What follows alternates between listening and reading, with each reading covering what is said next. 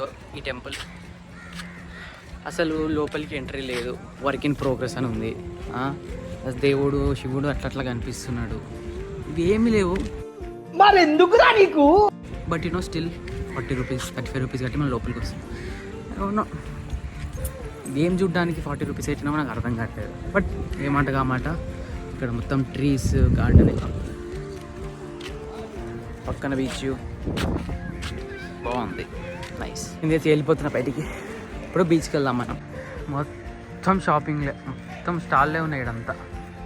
అగో laser light వేస్తుండే ఎవరు మనకి. మీట్